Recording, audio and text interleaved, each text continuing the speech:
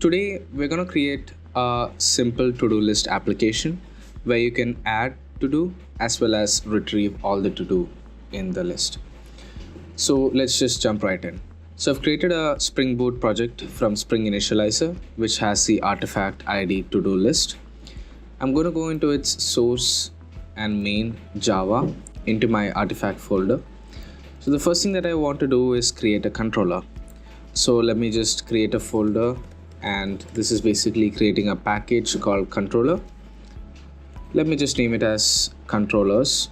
So let me just rename it as controllers, and I'll create a to-do list controller over here. To-do list controller.java. Here I will have to annotate it with REST controller. Also define a request mapping so that all the requests to the root URL comes to this controller.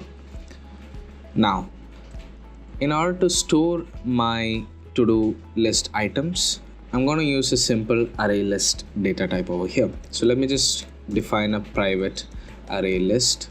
Okay, array list, and I'm going to give a object over here temporarily. I'm going to create a data type for that as well. So I'm just going to store it in the array list named as to-do items. So this is a list that will store my to-do items. So let me just instantiate this array, and also array list comes as a different package, so I'll have to import that. So that's done. Now I don't want this to be a random object. I need to be a user defined data type. So what I'll do is create beans. So beans are basically user defined data types. Like I want my own data type, so I'll just create a new package known as beans, and in it I'll create a new data type known as to-do item. Okay, to-do item.java. Now in my to-do I want a ID. My to-do has to have an ID. My to-do also has to have the item, so to-do. Okay, so now I need to define the getters and setters. So the getters and setters I can easily define by right click, go to source action, and generate getters and setters. So VS Code will automatically generate the getters and setters for me. These are just functions that I can use to interact with and get the values of this variable. Now also I'll need a constructor. So constructor just helps me instantiate all the variables during the initialization of this particular class. So that's done. Now we've got this nice bean of to-do item, which I can use as a data type. So now instead of this object over here, I'm just going to use to-do item data type. So I'm just going to say to-do item. Now let me just import this. Okay, so and it's imported. It'll take some time.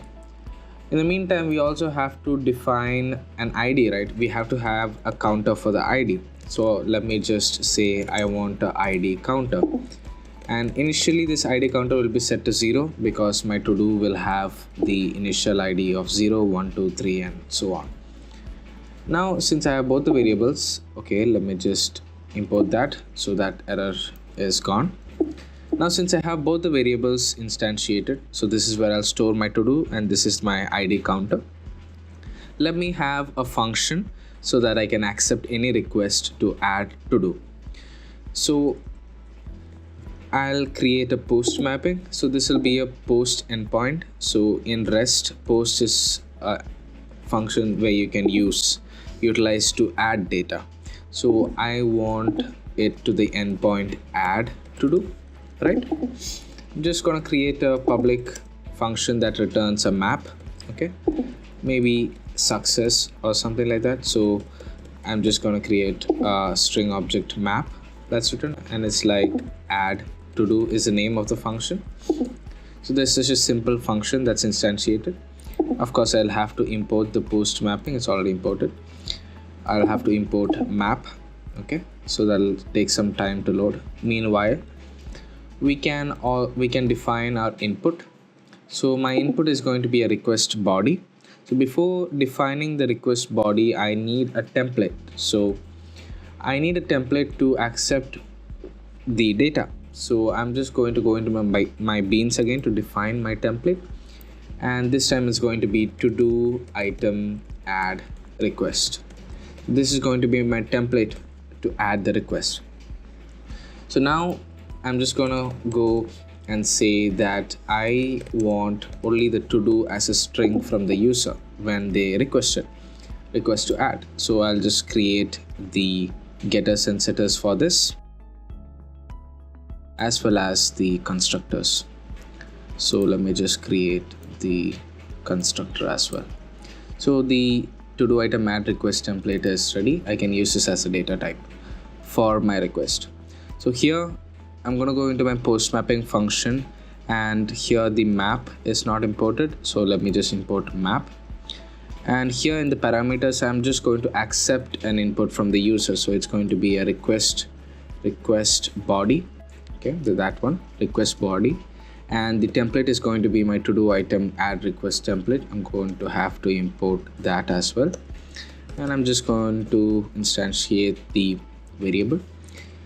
Now what I'm going to do is that since I have the to do item add request, I can just extract the to do from that and add to this array list right over here. So I'm going to say to do items dot add. Okay, now I need to add a to do item, so I'm going to create a new to do item. Okay, new to do item. So that's the constructor over there, and it has already said id counter. So id counter, I'm going to say id counter plus plus. That way once it registers 0, it just increments, and when I'm coming to the next iteration, it has the previous incremented value. So now for the to do part, I'm going to say I'm going to get the string from the to do item add request template that's over here. So I'm going to say I'm going to extract that. So to do item add request dot get to do. So once that's done, what's going to happen is the to do items is going to, the array list here is going to get added with a new element, that is a to do item, which has the id counter as well as the to do item string. Now all I have to do is that since that add to do is done, I have to return some success variable or something as such. So I'm going to return a map of entries. It's going to be like a JSON value. I'm going to return a map of entries where I'm going to have an entry as a string. So it's going to be, I'm just going to say the status is success. So we've succeeded in adding that to do. So I'm just going to say entry. So this is going to create a map and return it for me.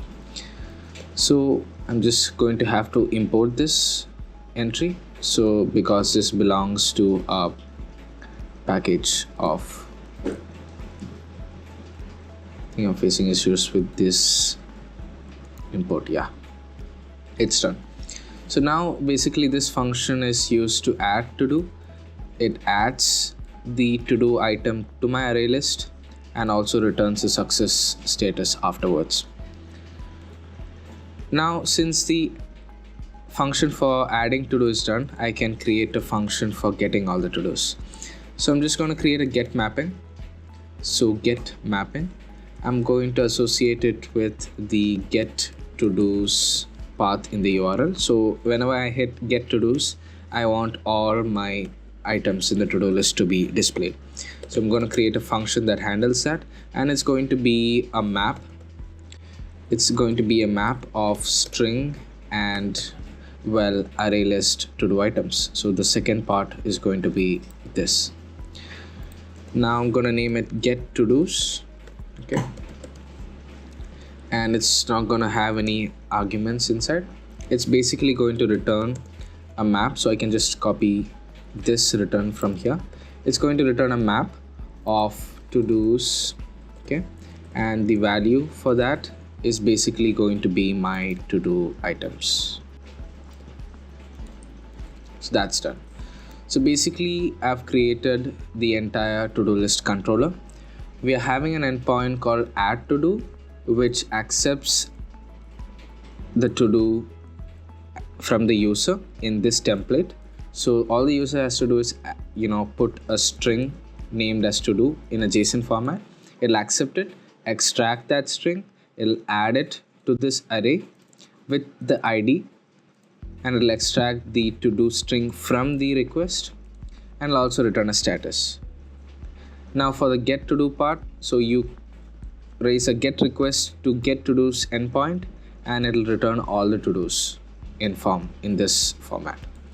So now since that's done, we can run the application and test if it's working. So in order to run the application, I'll go to the main application class, that is to-do list application, and we have our main over here. All we have to do is run this. So once we run that, our Spring is going to boot up. So our host port is set to, we can just go in the resources and see that we got an error that port 8080 was already in use. So in order to fix that, we can just write server.port is equal to 8081. Suppose maybe 8081 port is free, and all I can do is just restart that server. So if I restart the server, it should run up fine, and it is running fine in port 8081. Now in order to test this API, we are going to use a tool called Talent API Tester. So this is just an extension that you can download for Chrome. It's basically used to send GET requests and POST requests and various types of requests in the REST format, in the REST protocol. So in order to see what all to-dos I have, currently I have none. So I'm just going to just hit that endpoint. So HTTP, it's my service running on local host, which is my machine, and the port is 8081 as defined over there, and I'm going to go to the endpoint get to dos, and it's a get request, and I'm going to send a request, and there you have it. We do not have any to dos, so the request response body returned to do parameter with no values in it. Now I want to add a to do. So how do I do that?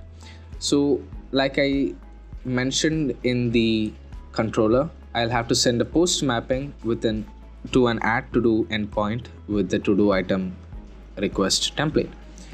So now I change this method to post in order to add the to do, and I change the endpoint to add to do, right? And I mention, okay, I can rewrite this. I mention the body, the request body in a JSON format. So this is JSON format. Okay, just click that. And the content type is JSON, which is a format that you can mention to add data. So I'm going to add it in the JSON format, open with a curly bracket and close with a curly bracket. And I'm going to define one parameter, that is my to do. And my to do in this case is going to be buy an orange. So, okay, let me get that orange spelling right. So my to do is going to be buy an orange, and I want to add it to my server. So all I have to do is send. Okay, once that's defined, and I got a response of 200 and a status of success. So it added the to do and got a success. Now how do we know if the to do is successfully added? We can go to the get to do and check if it's added. So all we have to do is change this endpoint over here to get to do. So let me first change the method to get the value and just go to the endpoint get to do, to dos actually, and just give a send, and there you have it. We have to dos inside the to dos parameter. We have the first to do that is having an ID 0, and the to do is buy an orange. So there you have it. We have a basic to do application running, and it's working fine with the basics. So in the next video, we'll add a delete feature to this to do that can accept the ID and delete that particular to do item. If you found this tutorial helpful, hit the like button and subscribe, and we'll see you in the next video.